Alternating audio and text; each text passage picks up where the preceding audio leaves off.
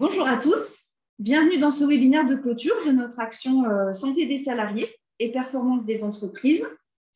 Ce webinaire se déroule dans le cadre de la Semaine de la qualité de vie au travail 2021, qui est pilotée par l'Agence nationale pour l'amélioration des conditions de travail. Nous allons ce soir vous présenter les résultats d'une action pilote qui s'est déroulée de janvier à décembre 2019. Alors oui, effectivement, cette présentation, elle était initialement prévue au printemps 2020, mais la situation sanitaire liée à la Covid-19 nous a contraints à la décaler finalement à aujourd'hui. Alors, tout d'abord, quels étaient les enjeux en fait, de notre démarche dans le cadre de notre opération pilote? Pardon. En fait, cette action qui était à l'initiative de la CCI de l'Aveyron et aussi du cabinet Oxynergie, elle a permis de financer, grâce au Fonds pour l'amélioration des conditions de travail, l'accompagnement de 9 entreprises du département de l'Aveyron. Et son objectif était de modéliser un processus qui puisse être transférable à toute entreprise souhaitant mettre en œuvre ce type de démarche. Elle était accessible aux entreprises qui souhaitaient amorcer une réflexion sur les conditions de travail des personnes fragilisées par un problème de santé, un handicap ou une addiction, et plus largement améliorer la qualité de vie au travail de l'ensemble des salariés. L'objectif de cette action pilote était de proposer un dispositif expérimental aux entreprises du département afin de mesurer les impacts d'un accompagnement pluridisciplinaire qui touche les dimensions individuelles, mais surtout collectives et organisationnelles du travail. Alors, quelle est la typologie des entreprises qui ont participé à cette action? En fait, ce sont 9 entreprises de 12 jusqu'à 211 salariés, des secteurs de l'industrie automobile à la restauration, en passant par le bâtiment, l'imprimerie, l'agroalimentaire, l'aéronautique ou encore la santé humaine. Et cette action a permis d'obtenir des résultats concrets que nous allons justement vous exposer ce soir. Alors, avant que Carole Soriano-Malor du cabinet Oxynergie nous présente ces résultats concrets, puis que 2 entreprises viennent nous faire part de leur témoignage, Emmanuel Albert, de l'Agence régionale pour l'amélioration des conditions de travail d'Occitanie, va nous exposer le contexte dans lequel s'est inscrite cette action. Donc pour cela, Emmanuel, je vais vous réactiver votre micro. Sinon, forcément, vous ne pourrez pas prendre la parole. Je viens de le faire. Parfait, merci.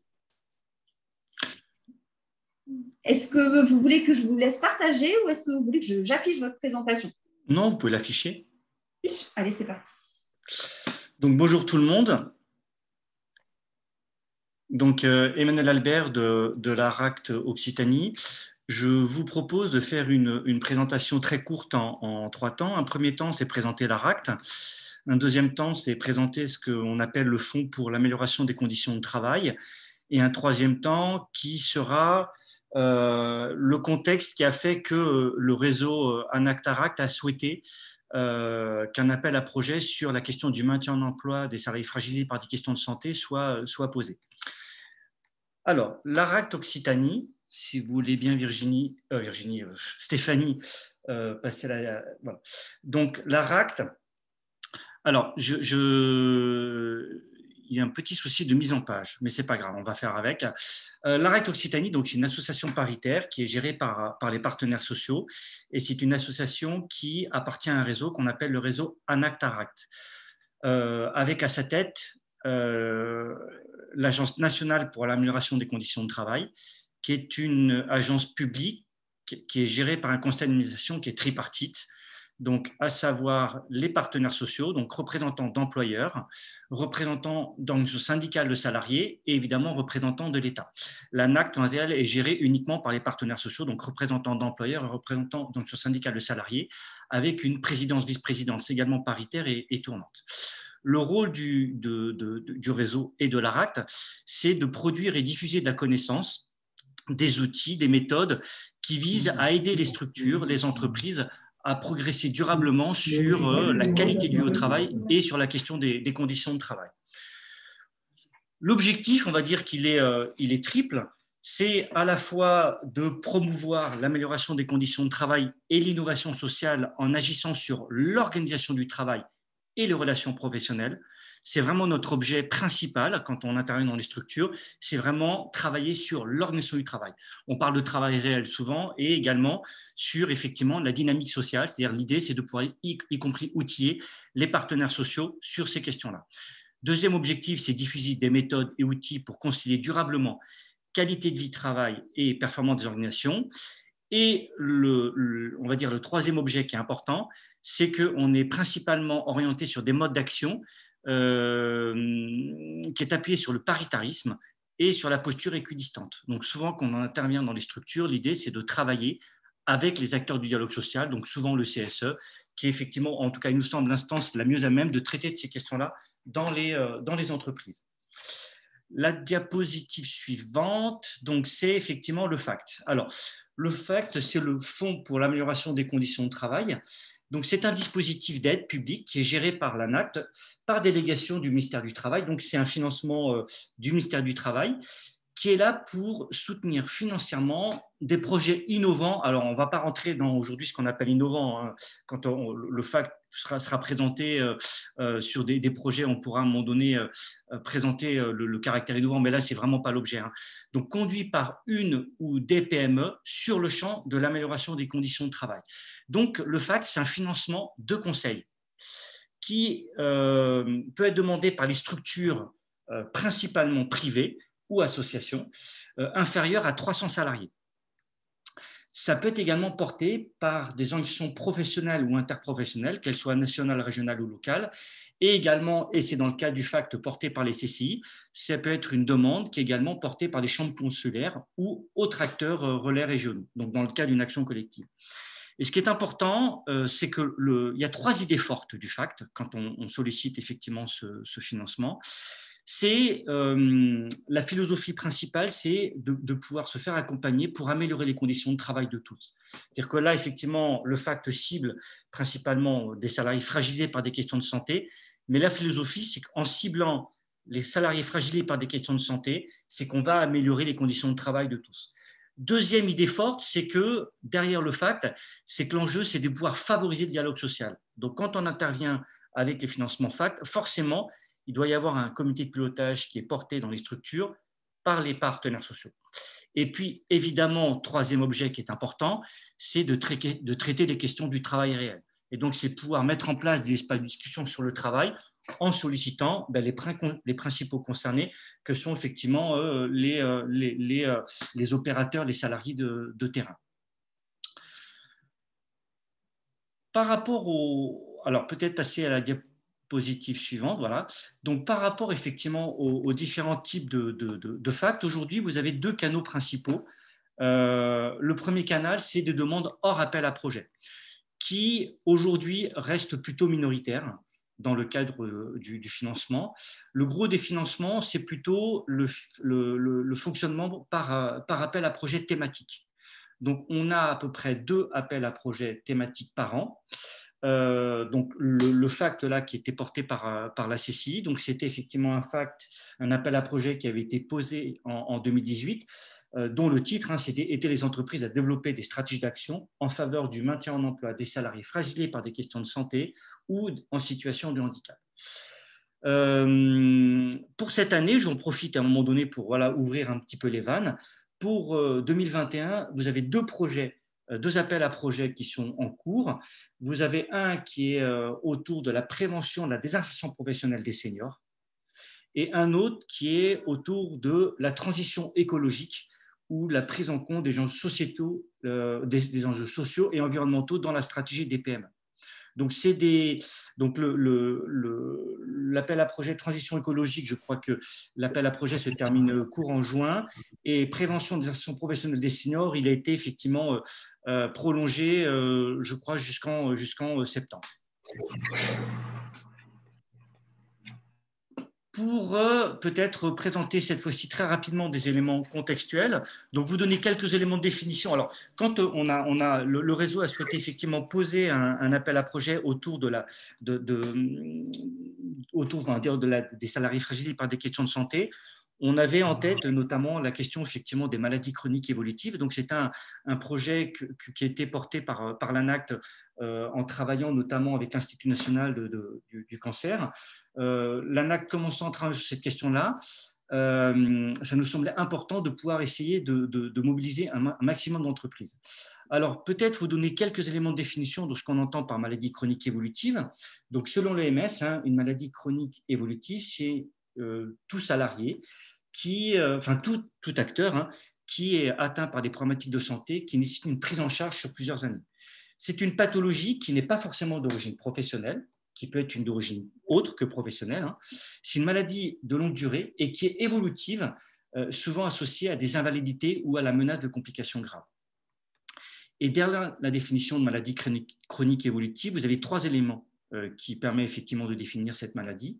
C'est l'imitation fonctionnelle des activités ou la participation sociale, la dépendance vis-à-vis d'un médicament, d'un régime ou d'une assistance, ou bien qui nécessite de s'inscrire dans un parcours de soins médico-social. Donc vraiment, aujourd'hui, quand on parle de maladie chronique, il y a une définition très claire sur effectivement cette maladie-là. Pourquoi on a souhaité effectivement que le FACT soit orienté sur cette question-là? On a trois mots-clés. Le premier mot-clé, c'est de dire qu'aujourd'hui, par rapport effectivement aux maladies chroniques évolutives, vous avez 15% de la population active qui est concernée par au moins une maladie chronique évolutive, donc ce qui est loin d'être anecdotique. Deuxième élément, c'est effectivement la difficulté de garder en emploi ces salariés-là. C'est-à-dire qu'il y a un certain nombre d'enquêtes qui ont montré que vous avez 80% des salariés qui sont en emploi lorsque le diagnostic de la maladie a été avéré.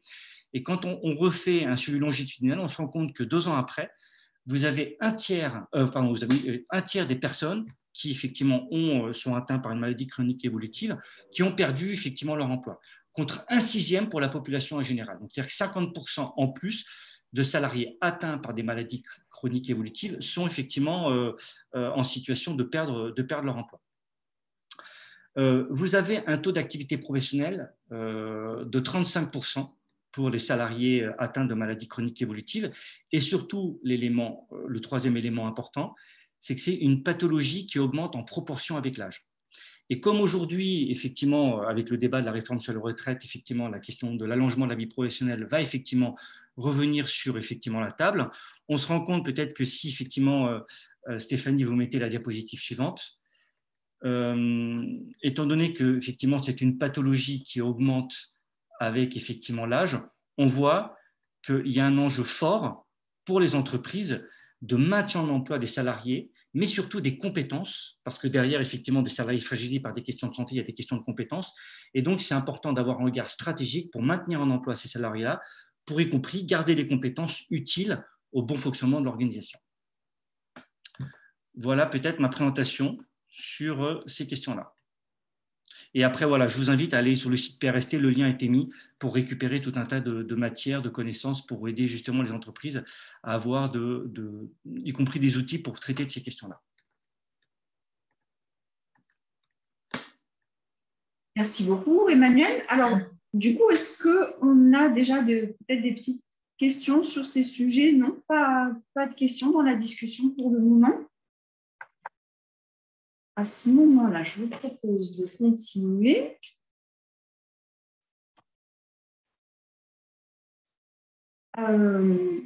Et à ce moment-là, Carole, vous allez nous présenter les principaux enseignements qu'on peut tirer de cette action.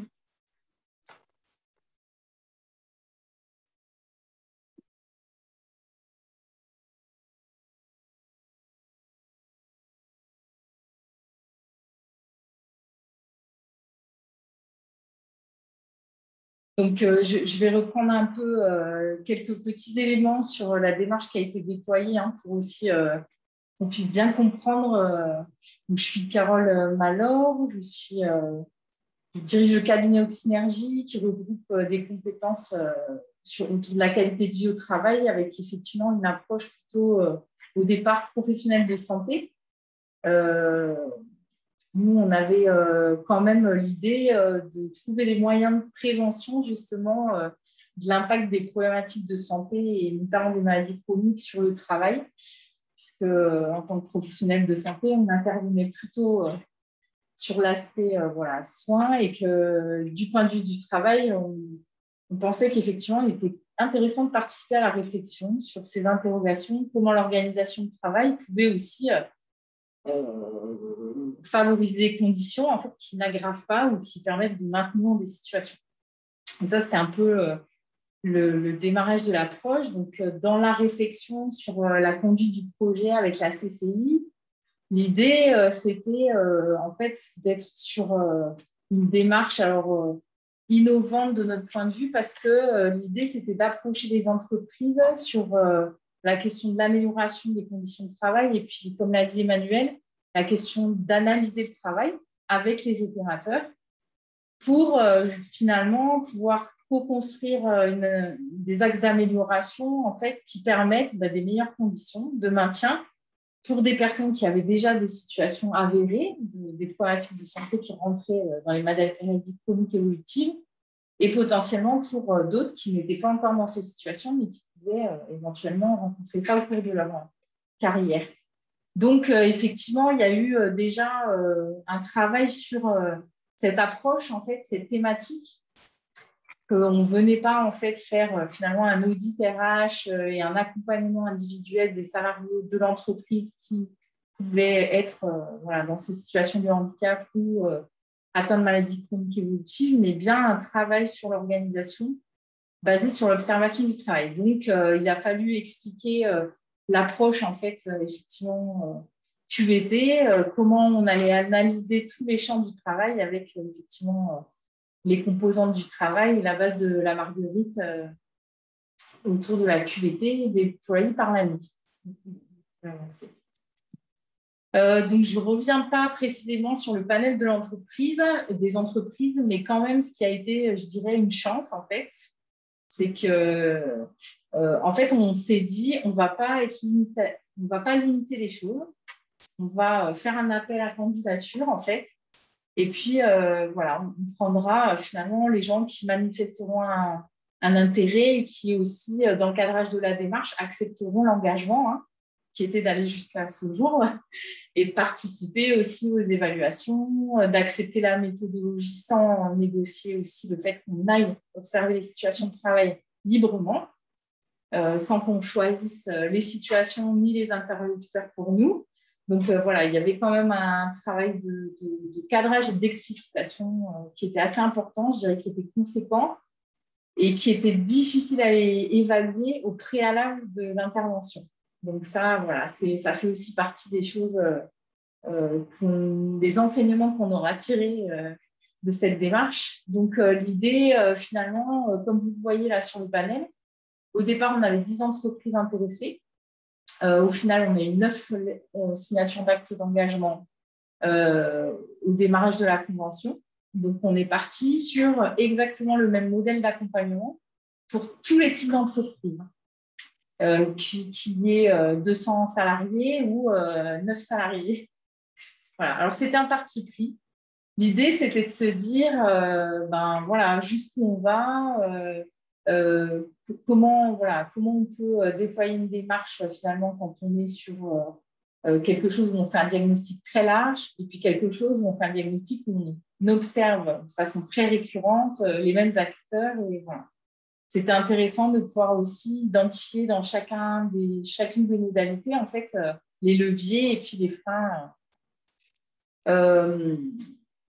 Après, la posture en fait importante, j'ai envie de dire, c'était surtout qu'on comprenne bien d'abord pourquoi cette action était financée. Je ne vais pas reprendre ça, mais cet aspect du financement, il a été finalement très intéressant aussi du point de vue de notre entrée dans l'entreprise, puisque nous, on arrivait finalement avec une estampille Chambre de commerce et d'industrie et Fonds d'amélioration des conditions de travail. Donc, on était finalement acteurs de la neutralité. C'était facile dans le sens où finalement, quand on nous posait la question du financement, on n'était pas payé par l'entreprise, on n'était pas des consultants payés dans le cadre d'un diagnostic finalement qui avait été choisi par la direction en termes de consultant en tout cas. Donc voilà, ça a été un peu facilitant, j'ai envie de dire, sur l'accès aux situations de travail et sur le rapport de confiance qui est nécessaire justement à la mise en œuvre de ces espaces d'échange et à la remontée du travail réel. Voilà, donc du coup, je dirais en tout cas, la diapositive suivante, j'ai repris les principales étapes de la démarche. Donc, on avait travaillé sur 8 jours par entreprise, donc 8 jours qui comprenaient l'ensemble de la démarche, tout le temps de cadrage, le temps d'intervention. Donc, majoritairement, nous sommes intervenus à 2, parfois à 3, voire 4, en fonction des situations. Donc, on a pu s'associer aussi avec une psychologue clinicienne et puis quelqu'un qui était plutôt sur le management stratégique. Mais ça a été assez ponctuel. Majoritairement, on a quand même réparti le travail entre l'organisation de management, dialogue social et tout ce qui était approche ergonomique des postes, observation des situations de travail en direct avec les opérateurs. Et puis, en fait, des temps finalement d'entretien au cours de la journée de travail où ils nous expliquaient, on pouvait poser des questions et on allait finement dans la complexité de l'activité et on pouvait comme ça aussi faire remonter finalement tout ce qui pouvait venir jouer sur ces questions de maintien dans l'emploi, cette question de la pénibilité, qu'elle soit physique ou psychique finalement. Donc voilà, c'était un peu notre base de travail. Donc préparer et cadrer l'intervention, je dirais, ce que nous retenons, en tout cas les 2 principaux interlocuteurs qui sont intervenus dans le cadre de l'action, c'est que ce n'est pas parce que l'entreprise est petite qu'il faut minimiser le temps de cadrage de l'intervention. On pourrait penser que justement, vu qu'il y a peu d'interlocuteurs, finalement, ça va être assez simple. Et puis, on se rend compte que dans des TPE, vraiment, plutôt structure familiale, etc., ils ne sont pas du tout acculturés à la conduite de réunion, à discuter autour du travail, à penser l'organisation ensemble, collectivement. Donc, finalement, il y a aussi un travail presque de les convaincre que oui, ça va avoir une utilité. Parce que bon, finalement, ils n'ont pas le temps et puis ça les interroge de sortir du fer, quoi. Voilà, je caricature un peu, mais voilà. Donc, il y a eu ça. Et puis, je dirais, il y a eu aussi des situations où on est arrivé, où il a fallu, au préalable de la mise en œuvre du diagnostic, réaliser finalement un vrai temps de pré-diagnostic pour pouvoir intervenir dans des bonnes conditions. Dans une entreprise en particulier où il y avait vraiment une tension sociale extrême, où il a fallu créer les conditions et travailler avec l'équipe de direction pour qu'on ne dévoie pas, que cette intervention porte ses fruits, en tout cas en termes de travail sur les conditions, en termes de plus-value sur les conditions de travail. Donc ça aussi, très difficile dans cette première phase d'évaluer le temps qu'on va y passer. Donc, je dirais, c'est vrai que d'habitude, quand on intervient auprès d'une entreprise sur une démarche cryptée, on travaille la demande de l'entreprise. Là, nous, on était un peu en train de proposer un principe d'intervention non négociable sur la conduite, enfin non négociable, peu négociable, on va dire, et finalement, avec l'idée que, on avait cadré les choses, il y a une grosse variabilité. Donc, ça aussi, des fois, ça nous a amené à beaucoup déborder, mais ça fait partie aussi de l'expérimentation. Le recueil des données et l'analyse, donc je l'ai dit, nous a laissé observer les situations de travail. Le parti pris, ça a été en fait de regarder l'organisation et regarder un peu les problématiques au cours du copil de mise en place qui était remonté notamment par les salariés. Donc les copils étant toujours participatifs, comme on l'a dit. Alors, en fonction de la taille de la structure, évidemment, on pouvait demander aux représentants du personnel, ça pouvait être effectivement le CSE qui était membre du COPIL, mais sur des très petites entreprises, ça pouvait être l'ensemble des salariés et des dirigeants qui participaient au COPIL. Voilà. Donc, du coup, ces conditions de recueil de données, je dirais, ça a été plutôt bien accueilli. En tout cas, du point de vue des salariés, ce qui était intéressant pour eux, c'est de se dire ils vont venir sur le terrain avec nous. Donc, ça ne va pas juste être des experts qui vont dire ça c'est bien, ça c'est pas bien, là vous n'avez pas la bonne posture. Ou, voilà. Enfin, en tout cas, au décours du recueil de données en présentiel, pendant les situations de travail, effectivement, je pense qu'il y a eu quelque chose qui s'est joué de l'ordre de pourquoi on était là, et donc investi aussi par les salariés sur ces questions. Peut-être, effectivement, on va pouvoir faire remonter des choses qui ne sont pas résolues et qui vont permettre une amélioration et du coup de soutenir ces logiques de prévention et de maintien des conditions de travail favorables. Voilà, donc ensuite, l'autre étape, c'était de construire un diagnostic partagé. Donc, il y avait un recueil d'éléments aussi formels de l'organisation, notamment les comptes rendus, si on avait de CHSCT à l'époque, de CSE, de SST, tout ce qui était notes de service qui encadrait le travail, en fait, l'analyse un peu aussi des documents managériaux, s'il y en avait, et de voir en fait comment finalement cette logique du travail réel et cette logique de l'encadrement du travail, en tout cas, est-ce qu'elle était cohérente, ce qu'on pouvait faire remonter à ce niveau-là. Et donc, on tenait à ce que le diagnostic, en fait, on propose un diagnostic avec des axes d'amélioration qu'on travaillait de façon bilatérale, à la fois avec les salariés, à la fois avec la direction. Alors, pour deux raisons. D'abord, pour porter des choses qui servent vraiment le travail et les opérateurs. Et la deuxième chose, pour porter un plan d'action qui soit réalisable dans le cadre des moyens de l'entreprise, que ce soit des moyens, on va dire, managériaux, humains ou financiers. Parce que bon, il ne s'agit pas de faire des préconisations qui n'aboutiront jamais. L'idée, c'était plutôt d'avoir un plan d'action réalisable, en tout cas sur les actions à court terme, qu'on puisse voir un bénéfice assez immédiat. Et donc, ce plan d'action, en fait, il devait être, dans le cadre de la restitution, validé par l'ensemble des partenaires. Et puis ensuite, il y avait la question de valoriser et suivre la démarche, là, qui a été faite pas forcément dans toutes les situations, puisque en fonction de la taille des entreprises, les 8 jours ne nous ont pas permis de faire ça dans toutes les entreprises.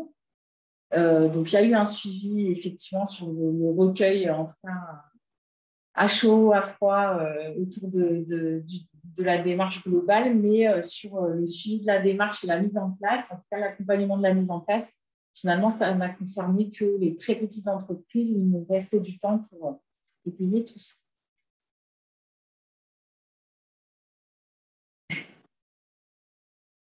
Alors, sur les modulations, du coup, apportées à la démarche, je pense que je vais être un peu synthétique.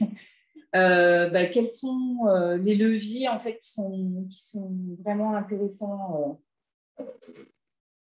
à prendre en compte? Je dirais, c'est la posture d'intervention, en fait, ce que j'expliquais au départ.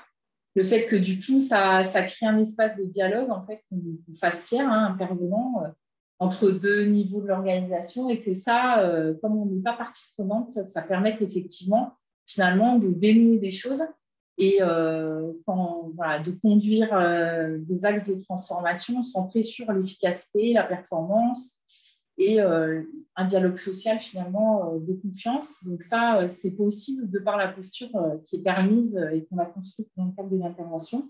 Ça, on l'a expérimenté dans absolument 100% des cas.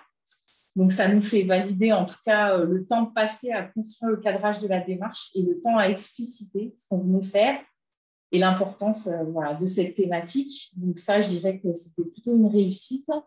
Après, ce qui a été quand même compliqué, c'était la question de définir un périmètre raisonnable, finalement, d'avoir un cadre déjà contraint au départ sur le temps d'intervention et le réel du besoin de l'intervention. Du coup, il fallait trouver des relais finalement dans l'organisation de travail pour poursuivre, ou en tout cas des gens qu'on pouvait accompagner sur maintenir cette démarche. Alors, il y a eu des lieux où ça a été possible et d'autres, je pense, où ça a été compliqué. Du coup, l'idée de l'effet à long terme et de la poursuite, ça pose la question des acteurs et des relais dans l'organisation de travail et surtout de leur capacité finalement à maintenir cette question des conditions de travail, du dialogue social dans une posture managériale en fait. Donc, effectivement, un des freins, c'est comment on accompagne les managers à la fois tenir les enjeux effectivement du manager et puis de pouvoir quand même à des moments adopter cette posture et favoriser finalement le travail co-construit. Et puis voilà, je disais qu'il y a aussi un contexte à la fois économique sur certains secteurs qui est à prendre en compte parce que les difficultés liées au turnover, au recrutement sur certains secteurs mettent quand même beaucoup à mal les organisations et empêchent un travail de fond. Et puis, je dirais aussi voilà, un contexte finalement de compétences, ce qu'on disait, de GPEC, c'est-à-dire dans le maintien de l'emploi des métiers avec une certaine pénibilité, du coup, mesures précoces, des compétences sur des petites organisations qui vont disparaître et remplacées par des gens peut-être avec moins d'expérience, moins de compétences et du coup, une performance qui va être impactée et vraiment des difficultés dans ces contextes-là à travailler le fait. Je crois que j'ai fini. C'était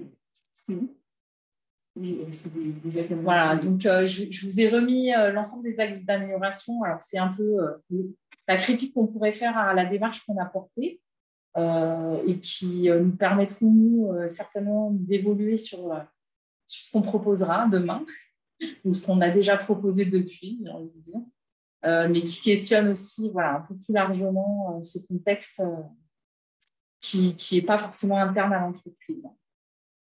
Voilà. Merci beaucoup.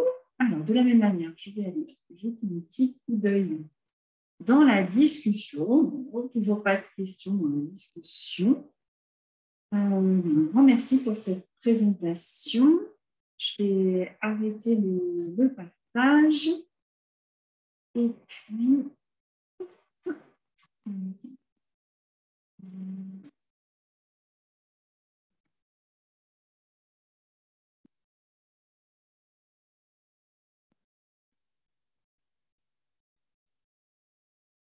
Joël, est-ce que vous voulez bien nous présenter le témoignage de Manufacture Doc, nous indiquer un petit peu comment les choses se sont déroulées pour vous? Oui, bonjour à tout le monde.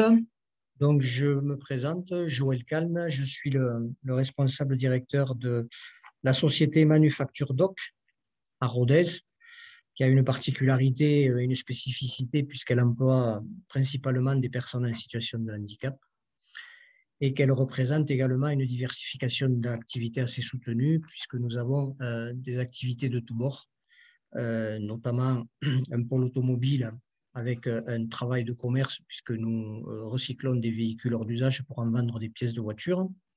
Et nous avons après une activité de service qui est du nettoyage industriel et ménager au profit des agences immobilières ou bureaux pour faire simplement des activités de propreté. Et des activités plus récentes qui sont des activités de sous-traitance industrielle, notamment des activités de sous-traitance en métallerie, assemblage, soudure et fabrication avec bureau d'études, auquel s'est rajouté il y a quelques années une activité de thermolacage pour effectivement proposer des produits de la conception à la finition à nos clients, pour la plupart professionnels. Cette entreprise a un effectif de 55 personnes, donc je le disais, avec pratiquement 80% de personnes en situation de handicap. Ces personnes qui sont des salariés de droit commun, donc avec cette particularité qu'ils arrivent chez nous avec des grosses problématiques, souvent des problématiques qu'ils ont eues sur des entreprises pour lesquelles ils avaient travaillé, notamment des problématiques physiques.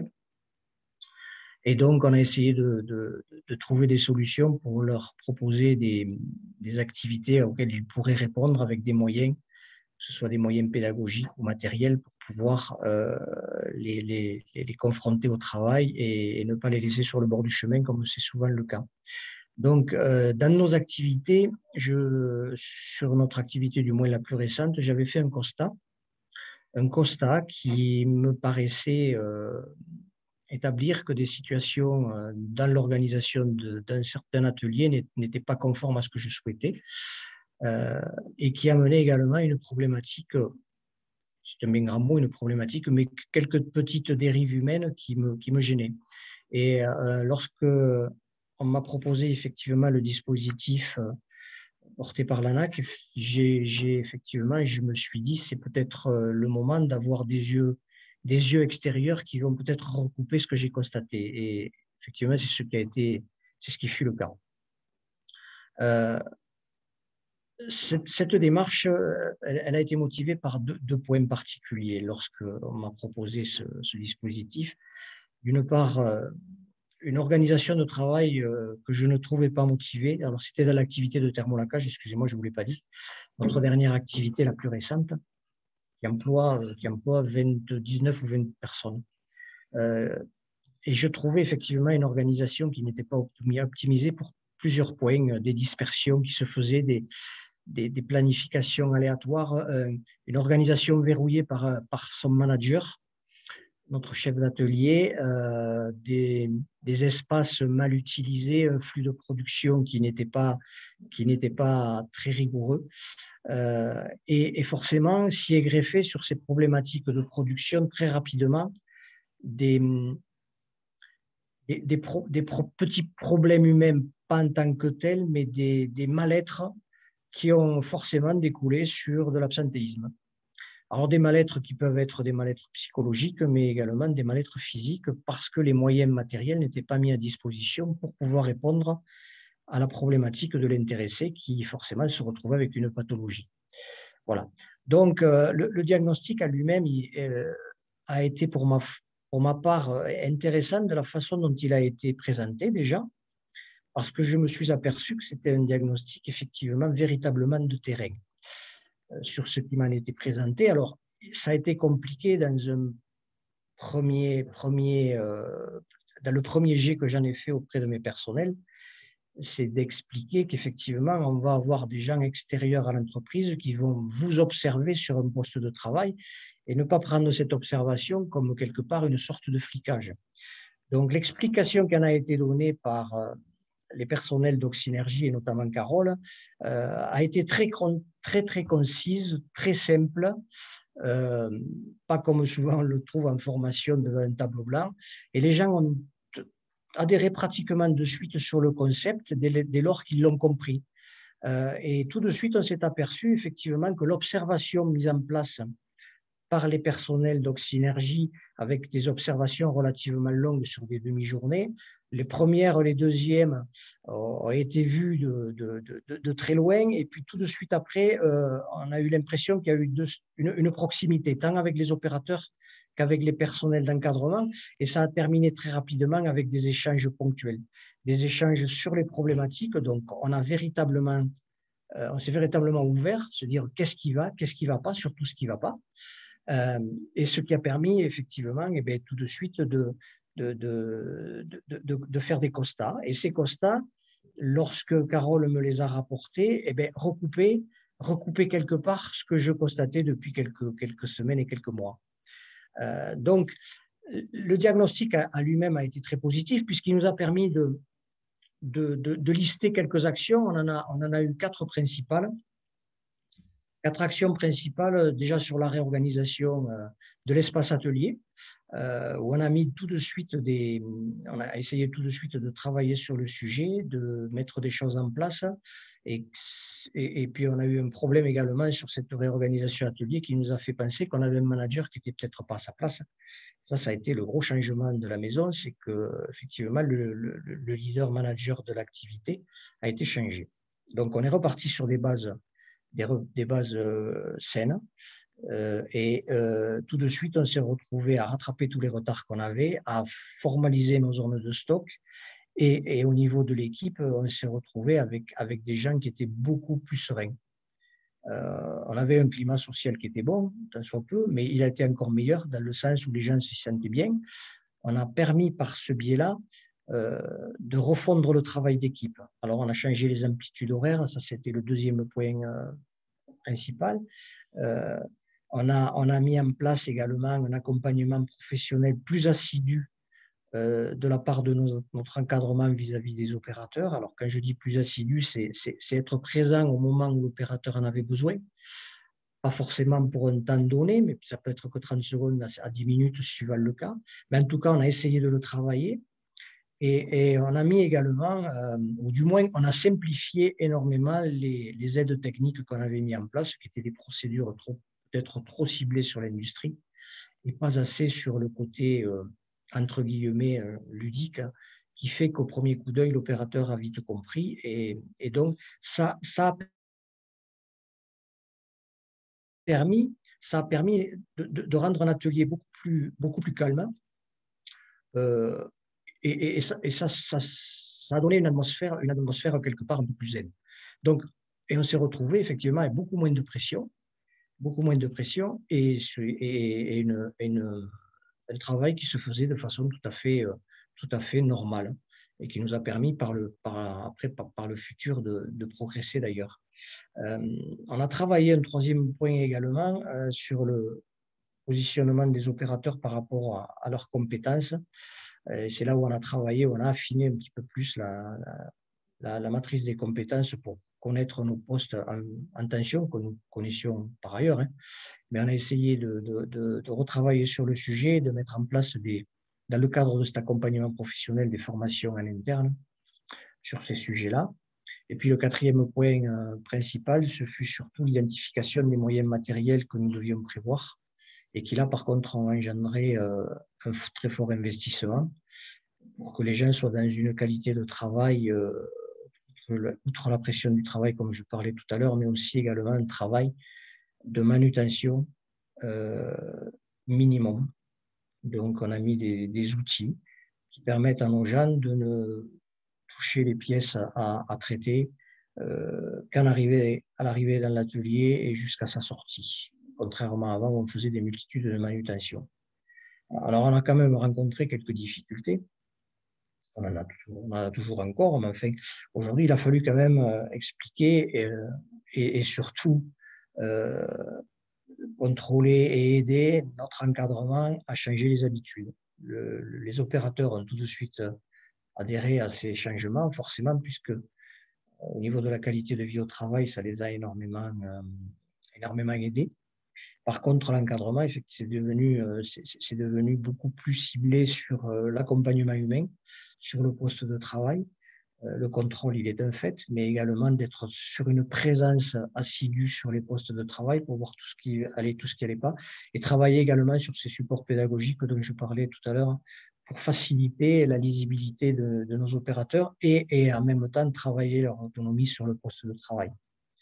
La nouvelle organisation, comme je le disais, forcément, elle s'est passée par un schéma qui était plus dur pour nous, puisqu'on n'est pas habitué à ce genre de choses. Ça a été, et c'est ce qui a été le plus difficile à mettre en place, ça a été le changement du manager, qui a été, ma foi, une bonne chose, du moins qui a été recoupé par ce fameux diagnostic et qui recoupait et aussi ce que nous avions constaté par le passé avec cette personne-là. Voilà.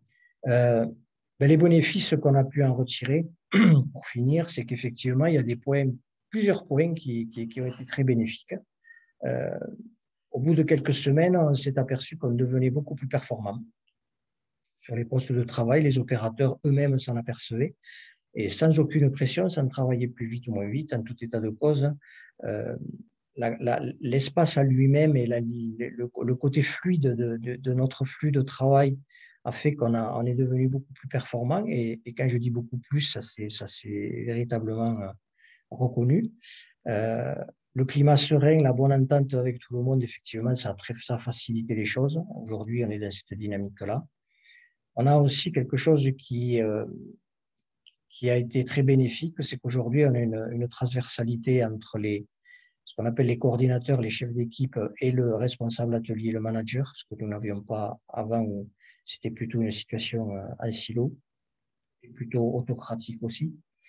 Et bien évidemment, par ce fait-là, on a beaucoup moins de non-conformité, un potentiel volume qui a énormément évolué. Et puis tout ça vient aussi du fait qu'on a su, et qu'il faut, à mon sens, investir pour répondre à toutes ces exigences. Et tout ça, on l'a eu par le développement de l'outil qu'on a mis en place, avec un système aujourd'hui mécanisé de convoyage sur 1800 mètres carrés de d'ateliers qui permettent au personnel de ne plus porter le moindre poids. Tout est fait pour que les opérateurs n'aient plus qu'à accrocher des pièces au sol pour les faire monter par des postes de levage, plusieurs postes de levage dans les ateliers, et déplacer par des convoyeurs mécanisés toutes les pièces dans les différents postes de travail et les postes d'attente, avant de les renvoyer vers le conditionnement et l'emballage pour repartir où là, elles sont à disposition de nos clients. Voilà, donc ce fut une expérience très bénéfique pour nous, d'autant plus qu'au cours de l'année 2020, toujours avec Oxynergie, nous avons mis en place le même dispositif de diagnostic sur 2 autres ateliers, sur le pôle automobile, donc commerce, et sur le pôle sous-traitance industrielle en métallerie, sur lequel on est toujours en train de travailler avec les actions qui en sont ressorties. Voilà, j'ai terminé.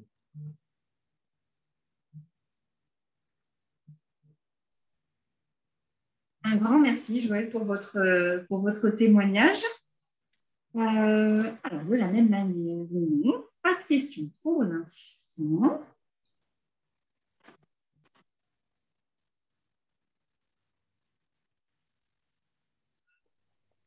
Excusez-moi, moi j'avais une question à poser à M. Calme. Ah, mais alors, allez-y. Oui. Par rapport, en fait, si j'ai bien compris, vous avez fait un aménagement technique en installant les convoyeurs. Et Oui. est-ce que selon vous, simplement l'aménagement sans l'accompagnement organisationnel, est-ce que ça aurait été le même intérêt? Ça aurait apporté les mêmes bénéfices? Alors, je ne suis pas sûr parce que, enfin, en tout cas, je parle pour chez nous, les moyens matériels ne font pas tout. Je dis ça pourquoi? Parce que les moyens matériels, effectivement, peuvent servir, mais vous avez beaucoup d'opérateurs, qui soient d'ailleurs dans des situations de handicap ou pas, qui n'ont pas forcément, pas l'habitude, mais du moins l'automatisme pour se servir du matériel et l'optimiser. Donc cet accompagnement, à mon sens, il peut marcher le matériel, en tout cas, ne peut fonctionner qu'avec de l'accompagnement. En tout cas, chez nous, ce fut le cas. Oui. Le matériel, c'est une chose, mais c'est complémentaire. Ouais. D'accord.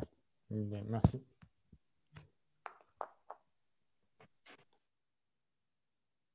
Juste pour compléter sur cette question-là, en fait, quand on fait le diagnostic, notamment chez Manufacture Doc, il y avait déjà une partie de l'atelier où il y avait un système de convoyage existant et des aides techniques présentes. Il y avait quand même pas mal de matériel. En fait, parfois, c'est aussi au décours du travail un peu forcer les gens à essayer de nouvelles façons de s'organiser. Et des fois, il y a des croyances sur non, mais si on prend telle aide technique, on va perdre beaucoup de temps. Et en fait, nous, une partie prise, c'est de dire, bah voilà, on essaye. On essaye, on chronomètre, on voit si effectivement on perd du temps, etc. Et en fait, c'est aussi un peu les pousser à changer les habitudes. Et alors, notamment, je pense, au niveau de l'entreprise adaptée, dans cet atelier-là en particulier, il n'y avait pas du tout une réflexion autour de la préservation de soi, par exemple. Il y a des opérateurs, je trouve, très engagés dans le travail, dans le faire et dans la production et dans l'engagement dans l'entreprise, majoritairement. Mais voilà, avec un étayage nécessaire sur comment on se préserve dans cette dimension-là. Parce que là, les salariés ont été associés aussi au choix de la solution technique, j'imagine. Bon, alors là, c'est un petit peu particulier parce que ce type de matériel est quelque chose d'assez fermé. Il y a très peu de prestataires en la matière. Pour pouvoir monter ce type de convoyeur. C'est assez technique et en plus, c'est vraiment ciblé sur le travail que nous faisons nous, donc la peinture, puisque ce convoyeur sert tout simplement à accrocher tout type de pièces pour les amener sur les différents postes de travail sans les toucher. Voilà, donc ça reste de la manutention et c'était surtout l'intérêt, c'était le convoyeur, tout le monde était pour parce qu'il connaissait effectivement, j'en avais déjà mis un en place il y a 10 ans. Par contre, là où on a travaillé, c'était surtout sur l'apport d'un poste d'élevage sur des postes donnés.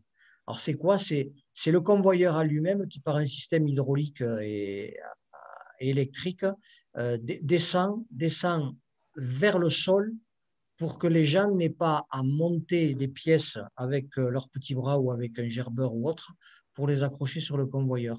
Donc, si vous voulez, la seule manutention que font nos personnels avec ce type de convoyeur, c'est la télécommande, le joystick comme les jeux, pour faire monter, pour faire descendre. Et après, c'est simplement un système de chariot démultiplié qui permet de déplacer à droite, à gauche, ou devant, derrière, toutes les pièces. Alors, je ne dirais pas que c'est un jeu, hein, ce n'est pas ce que je veux dire, mais c'est bien fait dans le sens où c'est absolument pas physique. Ce n'est pas physique et c'est vivant. Donc, voilà pourquoi ce convoyeur a été choisi au départ par moi. Mais quand il a fallu le développer sur toute la structure, tout le monde a été pour. Et aujourd'hui, on ne s'en plaint pas. D'accord, merci.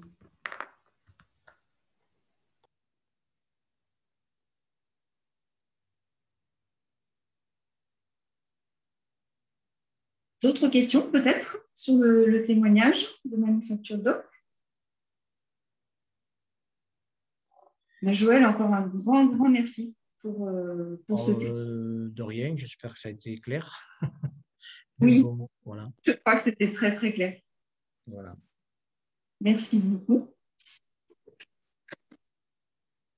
Bien, est-ce que vous voulez nous apporter votre témoignage maintenant, s'il vous plaît? Je veux bien l'apporter. On va être beaucoup moins dans la technique, je vous rassure. Je suis directrice de la maison de retraite Saint-Joseph à Marcillac. Ce projet, cette dimension de QVT, je la pratique depuis très longtemps. Ça fait 20 ans que je suis dans le secteur et j'ai été environ une quinzaine d'années responsable RH pour 4 maisons de retraite. Et j'appréhende bien cette méthode de travail. Pour autant, j'ai été nommée en janvier 2019 directrice de cette maison dans un contexte social dégradé, un service rendu d'une qualité qui baissait avec des plaintes des familles et plus. Donc, cette maison était dans un avenir qui était vraiment fragilisé. C'est une association, loi 1901, à but non lucratif, qui a fait appel à l'association qui m'employait en tant que responsable RH pour l'aider à conserver cette maison, à éviter sa fermeture. Donc, je suis arrivée dans un contexte social dégradé.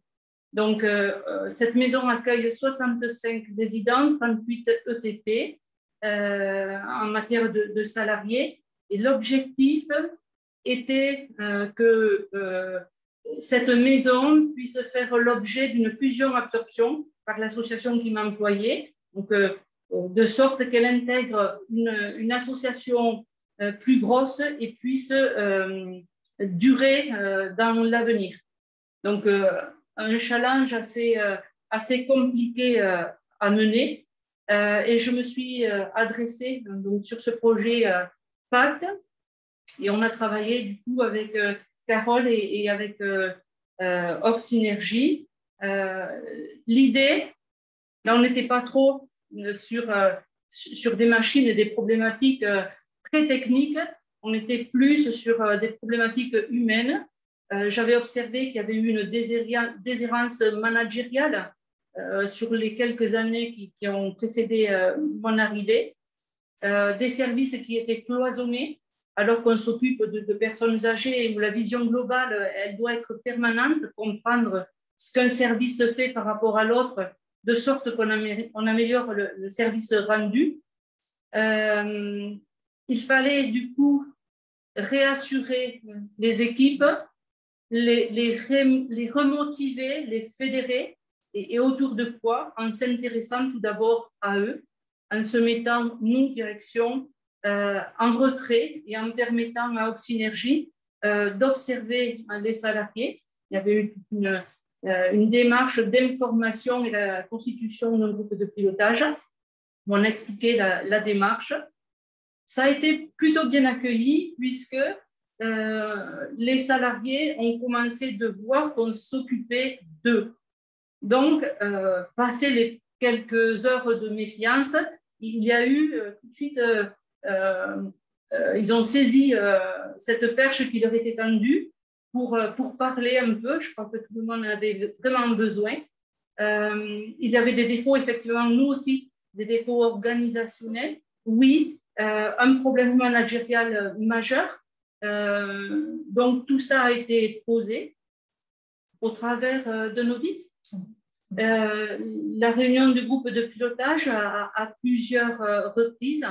Et moi, j'ai en tête, mais c'est notre secteur qui veut ça, qui est centré sur l'être humain. J'ai en tête une réunion de ce groupe de pilotage où on a travaillé sur les valeurs. Donc, moi, je devais accompagner une fusion-absorption.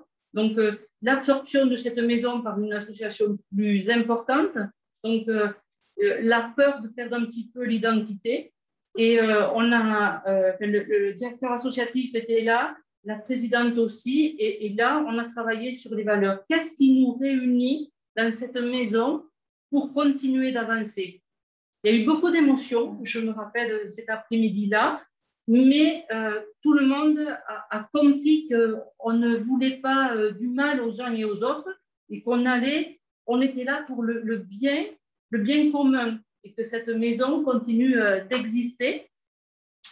Parallèlement à vos observations, Carole, moi j'ai constitué des groupes de travail sur des problématiques organisationnelles, des choses toutes simples qui ont porté leurs fruits tout de suite. On a vu qu'on manquait de matériel. Je me suis rapprochée de l'OETH, qui est notre association, l'AGFIP du médico-social, quelque part, qui nous a bien aidés sur l'achat de chariots de ménage très ergonomiques. Donc là-dessus, on a commencé à embrayer. En interne, j'ai constitué ce qu'on appelle le GMEM, le groupe de mise en mouvement. Ce sont des responsables de services qui se réunissent à date régulière pour acter les projets qu'on met en œuvre et comment on les met en œuvre. Donc, comment est-ce qu'on avance ensemble? Comment on constitue un groupe de travail, etc. On a bien avancé. Vous nous aviez donné, suite au diagnostic, des pistes de travail organisationnelles, de la formalisation. On est dans une culture de l'oralité qui laisse libre parfois, et peut-être un peu trop libre, les pratiques. Donc, on a formalisé notre organisation de travail. On a commencé à réorganiser, à structurer. Ça nous a bien amené jusqu'à janvier 2020. On était bien contents de nous jusqu'à ce que le Covid nous rattrape. Donc, moi, je dis merci à aujourd'hui, avec du recul. On est en juin 2021. Si je n'avais pas bénéficié aujourd'hui de l'action avec Opsynergie et le FAC, je ne sais pas comment on aurait fait pour s'organiser quasi quotidiennement au fur et à mesure que les textes ARS sortaient pour vous pouvez faire ça, mais pas ça, telle chose et telle. Des protocoles tous plus contraignants les uns que les autres. Ce que nous a appris cette expérience, c'est l'agilité de l'organisation. Si les équipes n'avaient pas été mises en confiance en 2019 au travers de cette action, je ne sais pas ce qu'il en serait advenu de cette maison avec cette catastrophe sanitaire et la pression. Mon collègue précédent parlait d'une baisse de pression. Nous, la pression, on l'a pris fois 100 en 2020 et on a su s'organiser en permanence avec très peu de dégâts humains, une structuration de l'organisation. Il y a même des points d'amélioration qui avaient été pointés au moment du diagnostic. Le fait d'en avoir parlé, on n'a rien remis en place et on a quasi réglé le problème. Donc, on avait besoin de cette réassurance, de réamorcer, et la fusion-absorption a pu être réalisée de belle manière fin 2019.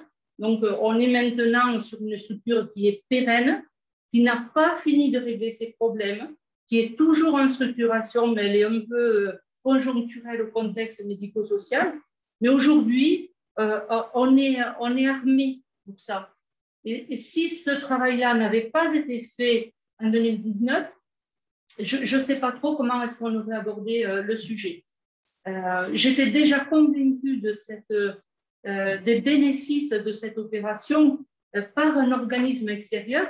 Quand j'exerçais sur un pôle ressources humaines sur 4 maisons de retraite, j'avais souvent cette posture de l'auditeur, du conseil. Donc, je savais que ça allait porter ses fruits. En revanche, là, j'étais les mains dans le cambouis, ça n'était pas à moi de le faire. Et ça a vraiment, l'observation bienveillante, la manière dont Oxynergie a su faire parler les salariés. Ils ont vu aussi les premiers effets très rapidement, puisque des petites choses ont été mises en place pour aller vers des choses plus importantes ensuite. Ça a permis, je crois aujourd'hui, et avec 1 an et demi après la fin de l'opération, je crois que ça nous a vraiment aidé à pérenniser l'avenir de cette maison. Moi, ce que j'en retire, surtout, c'est que le monsieur, juste avant, l'a exprimé. Lorsqu'on a un problème managérial, c'est compliqué de fonctionner. Et le management, chacun en a une représentation bien personnelle. On ne peut pas caler les choses, mais des principes humains sont un peu les mêmes. Et travailler sur le management, ça aide tout de suite derrière à avoir les outils techniques. Un chariot de ménage ergonomique, ça vient après. Mais si en amont, on n'a pas pris en compte l'écoute, la possibilité, les difficultés, c'est compliqué. Voilà ce que je peux dire et ce que je retiens de cette opération, parce que je n'aurais peut-être pas dit la même chose en décembre 2019. J'aurais dit, c'est bien, on a bien réussi la fusion, on est content, on commence de formaliser.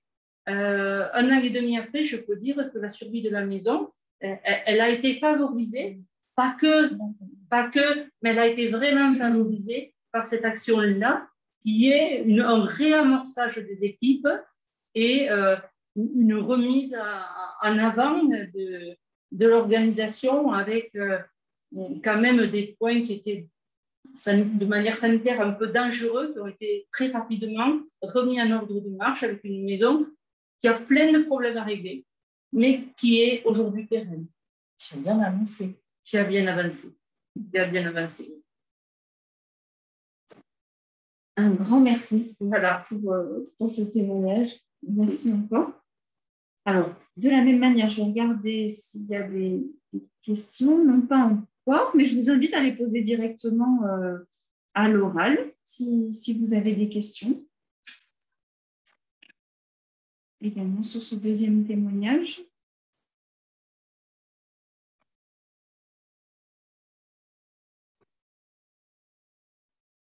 Pas de questions pour l'instant?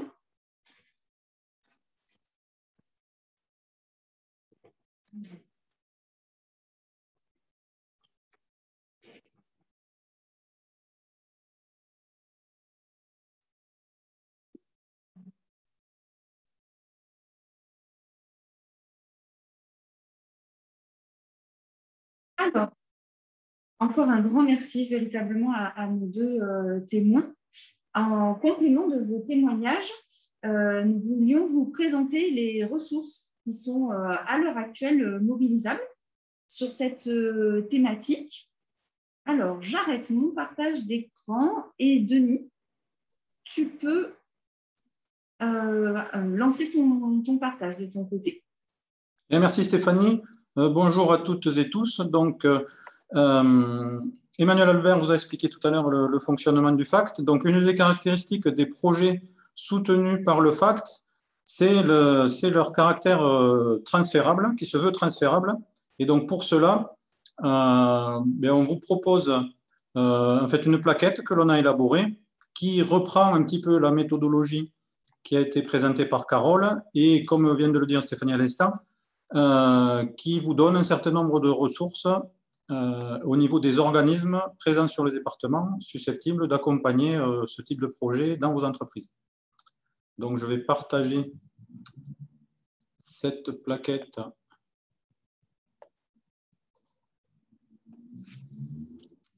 que nous avons élaborée. Donc, si je vais mettre... Je ne la vois pas. Elle est ici, pardon, il fallait que je descende.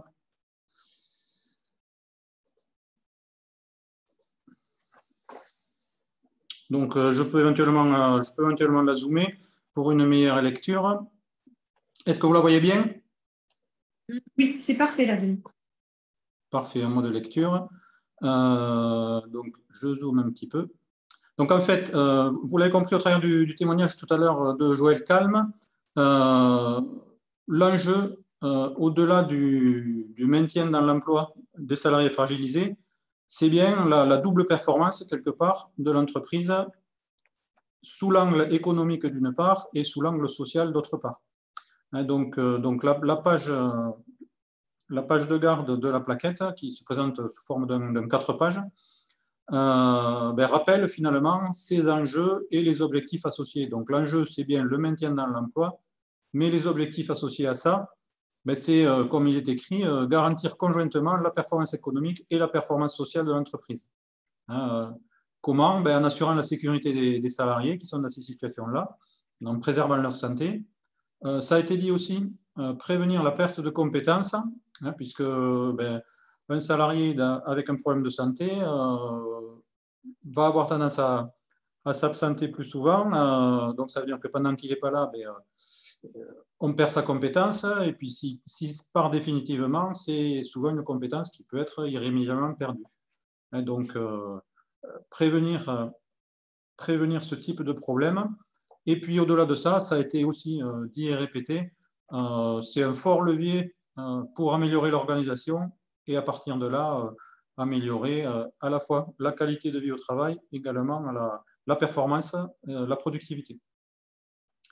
En page 2, donc on reprend en fait, la démarche, comment très concrètement agir face à ces problématiques. Et donc là, c'est ni plus ni moins que la démarche en 5 étapes, telle que l'a présentée Carole tout à l'heure. Donc, préparer, cadrer, la phase de recueil des données et de l'analyse, le diagnostic, et ce qui est important, Carole l'a dit et répété, c'est que ce diagnostic soit véritablement partagé entre la direction, les managers et l'ensemble des salariés.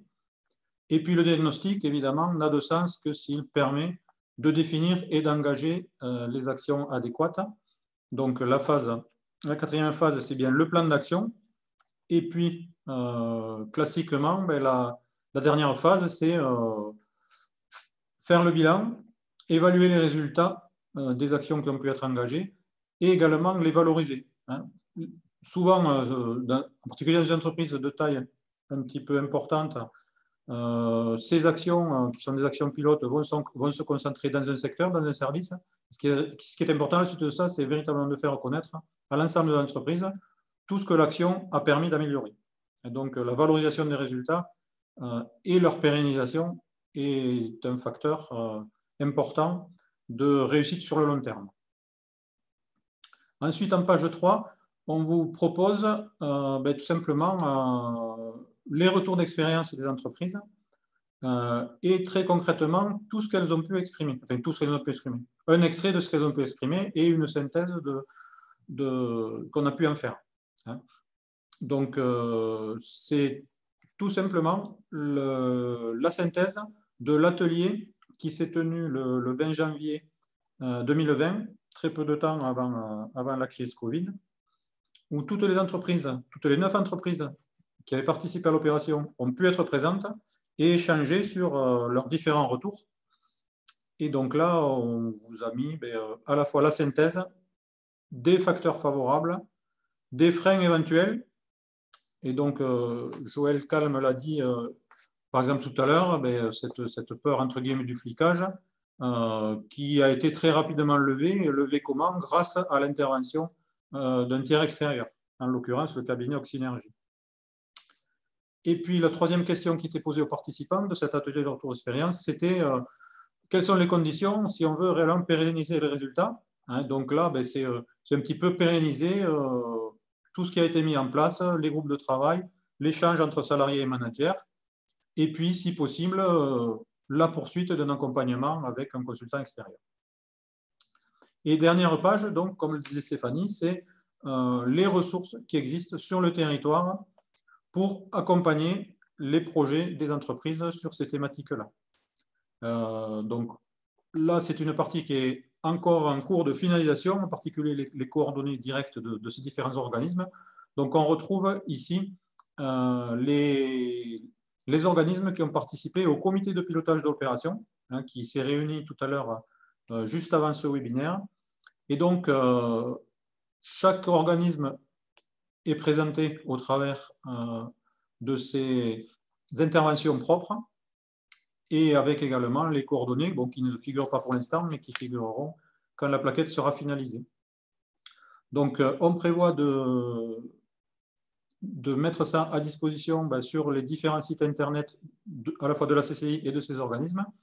Et ça sera également diffusé, évidemment, aux participants au webinaire d'aujourd'hui. Donc, quand il sera complètement finalisé, c'est-à-dire dans les prochains jours. Voilà. Donc, si vous avez également des questions sur tout ce qui est présenté dans cette plaquette, n'hésitez pas.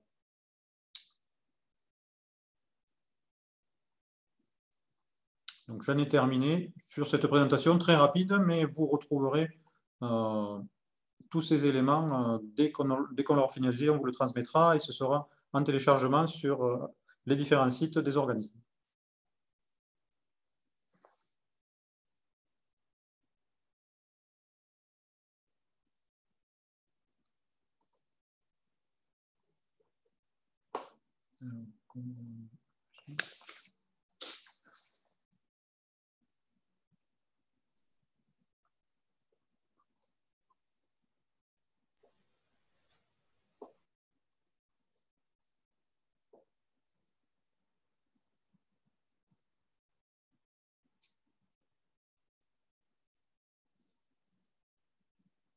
Est-ce qu'il y a des questions, du coup, globalement sur l'ensemble de l'action,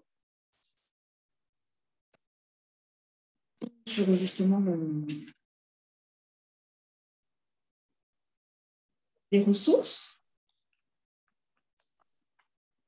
Alors, s'il n'y a pas de questions directes, je vais me permettre d'en soulever une, alors qui est principalement à l'attention de l'ARACT Occitanie, d'Emmanuel Albert. Comment peut faire une entreprise qui souhaiterait mettre en place ce type de démarche en 2021? Quelles seraient les possibilités qui s'offriraient à elle pour enclencher ce type de démarche?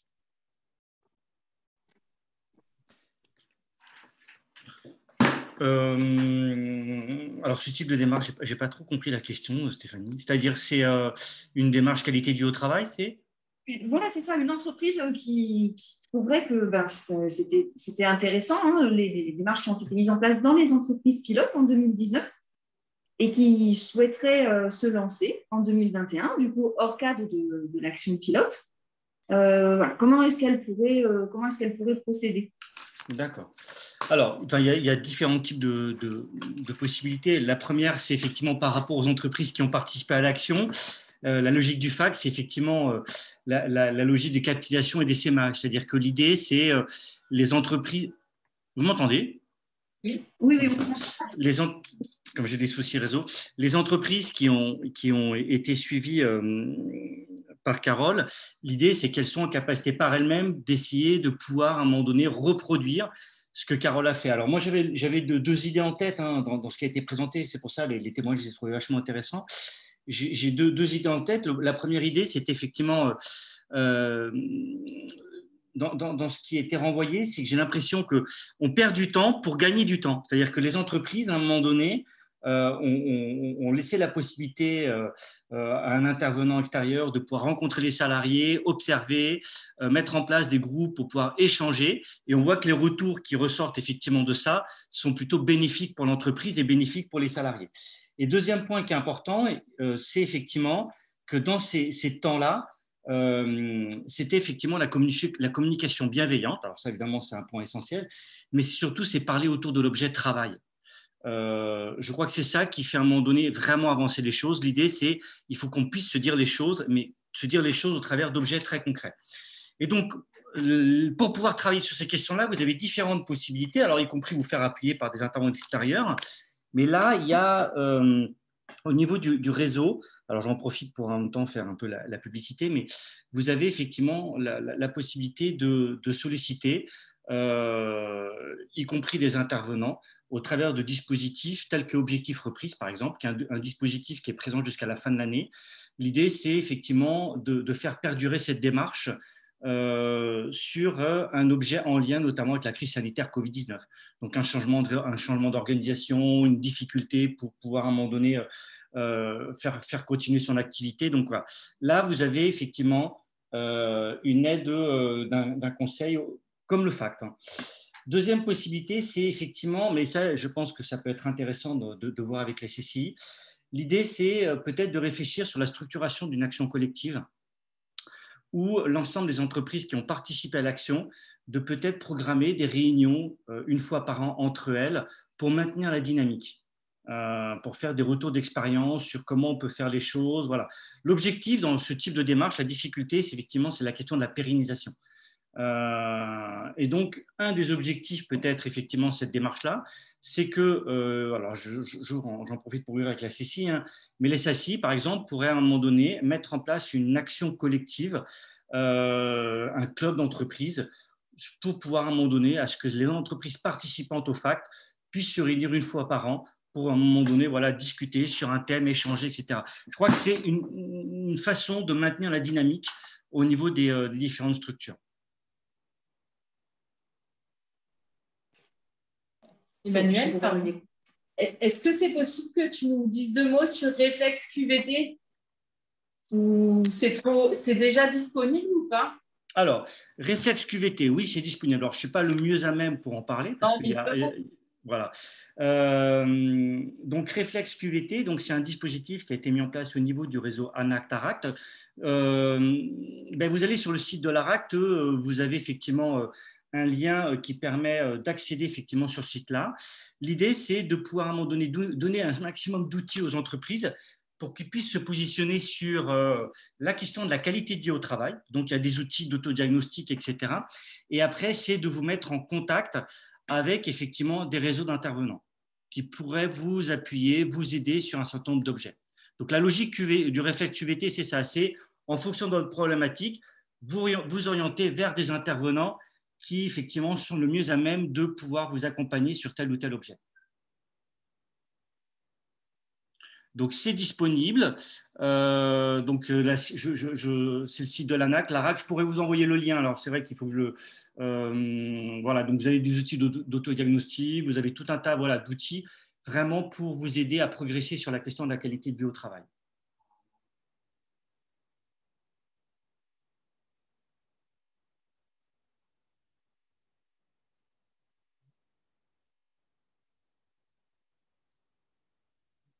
Alors, est-ce qu'il y aurait d'autres questions ou tout simplement des interventions? Je pense notamment aux différents organismes partenaires qui sont également présents autour de la table ce soir. Des compléments d'informations que vous souhaiteriez apporter? Ou des entreprises qui ont participé à l'action, qui n'ont pas encore témoigné ce soir et qui voudraient juste apporter leur éclairage sur la démarche?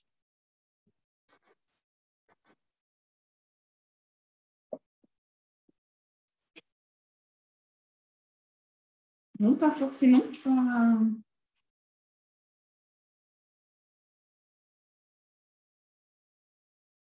Eh bien, écoutez, si effectivement, je vérifie quand même dans la discussion, si nous n'avons pas de questions complémentaires,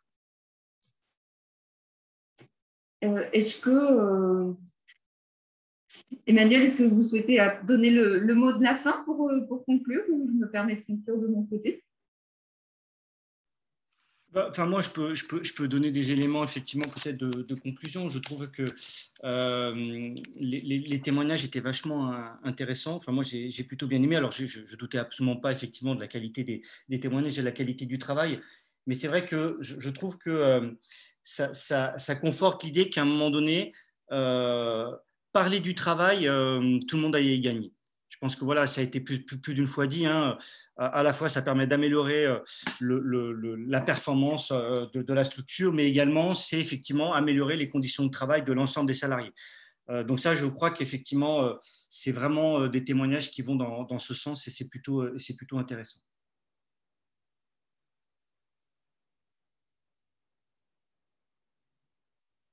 Voilà ce que j'avais à dire.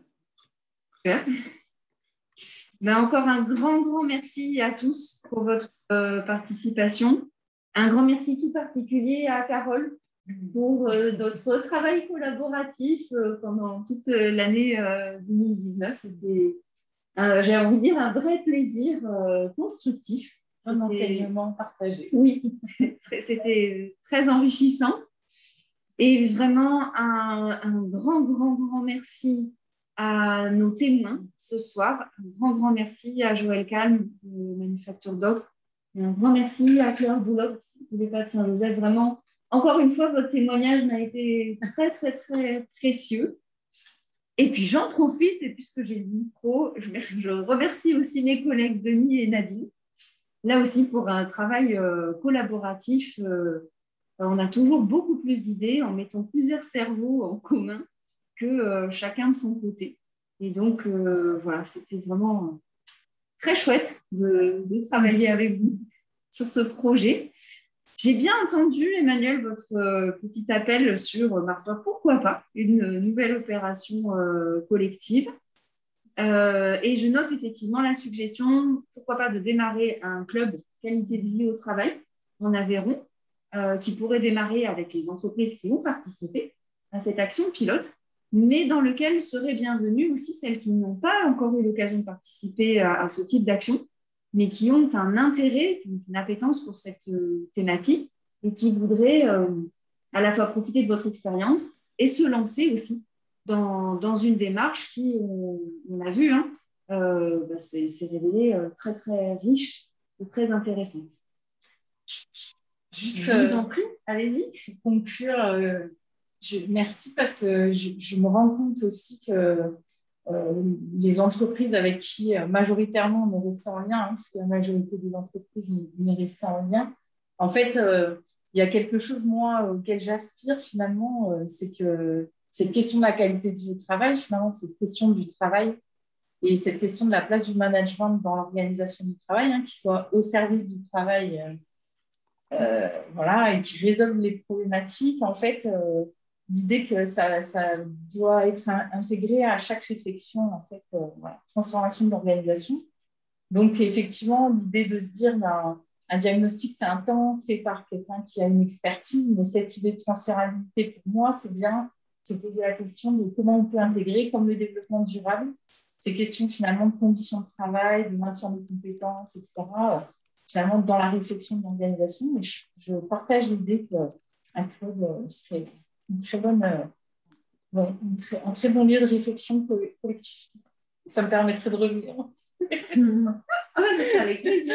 Bon, merci à tout le monde en tout cas, et merci aux entreprises et aux salariés des entreprises qui nous ont ouvert, on va dire, voilà, les situations de travail et qui nous ont fait confiance. C'était très riche. Un grand merci à tous. Et voilà, l'ensemble des intervenants se tient à votre disposition. Si jamais vous avez des questions, interrogations, besoin de compléments, nous nous tenons à votre disposition. Merci encore et bonne soirée. Au revoir à tous. Bonsoir à tous. Bonsoir.